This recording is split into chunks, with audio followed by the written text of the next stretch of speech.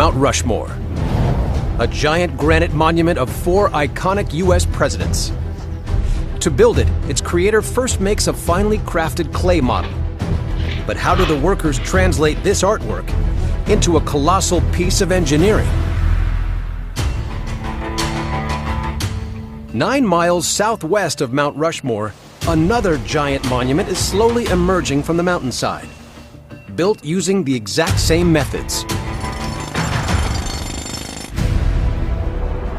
The face of the Native American warrior Crazy Horse towers 30 feet taller than the faces on Rushmore.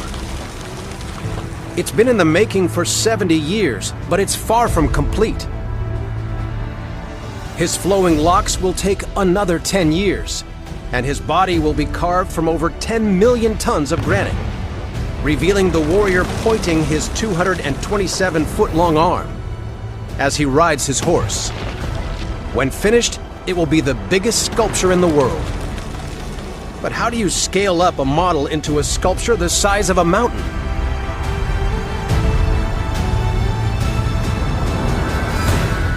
In 1948, one of the original carvers of Mount Rushmore, Korczak Julkowski, starts the Crazy Horse project using the techniques he learns there.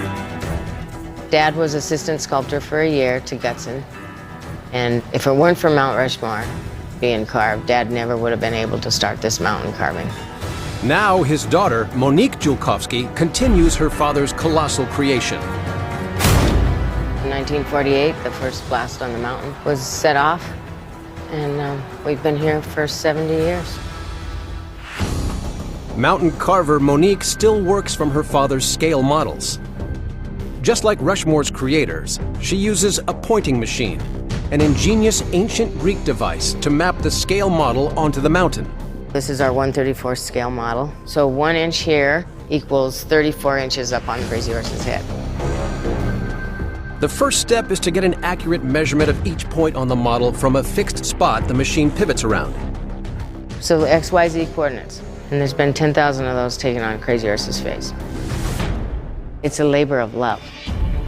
The carving team high up on the mountain translates the measurement of the model onto the rock's surface. To do this, they use scaled-up versions of the pointing machine. Right now, we're going to do the outline of the fingernail.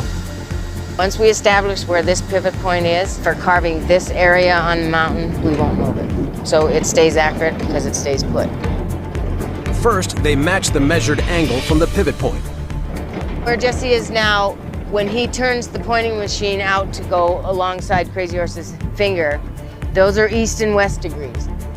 Then they move the plumb bob horizontally along the crane arm before dropping it down to the rock.